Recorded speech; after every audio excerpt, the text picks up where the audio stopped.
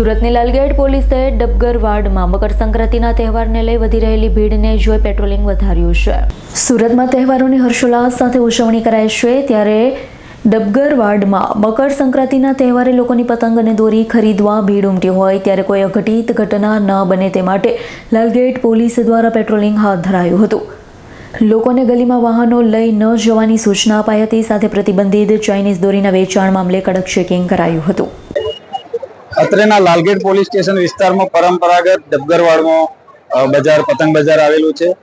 ઉત્તરાયણનો તહેવાર નજીક છે ત્યારે આજે રવિવાર હોવાથી લોકોની ભીડ ખૂબ જ પ્રમાણમાં છે। લાલગેટ પોલીસ સ્ટેશન તરફથી અહીંયા પૂરતો પોલીસ બંદોબસ્ત વ્યવસ્થા જાળવવામાં આવેલ છે। આજે ખાસ કરીને અમે અહીંયા ભીડનો લાભ લઈ અમુક ચોર ઇસમો મોબાઈલ અથવા પાકીટ કોઈ કિંમતી સામાન ચીજ વસ્તુ ચોરી ના જાય એ માટે સતત પેટ્રોલિંગ રાખવામાં આવે છે। સાથોસાથ અમે પબ્લિક એનાઉન્સમેન્ટ સિસ્ટમનો ઉપયોગ કરી અને લોકોને સતત એનાઉન્સમેન્ટ કરી અને પોતાનો કિંમતી ચીજ વસ્તુ ચોરાય નહીં સાચવી રાખવા માટે એનાઉન્સમેન્ટ કરવામાં આવે છે। આ સાથે ઘણીવાર પ્રતિબંધિત ચાઇનીઝ દોરી અને તુક્કલનું પણ વેચાણ ના થાય અથવા લોકો એ વાપરે નહીં એ માટે પણ અહીંયા પબ્લિક એનાઉન્સમેન્ટ સિસ્ટમથી સમજ કરવામાં આવે છે। પોતાની સાથે ખરીદી કરવા માટે આવતા નાના બાળકો વિખૂટા ના પડી જાય એ માટે પણ અમે લોકોને સતત અપીલ કરીએ છીએ।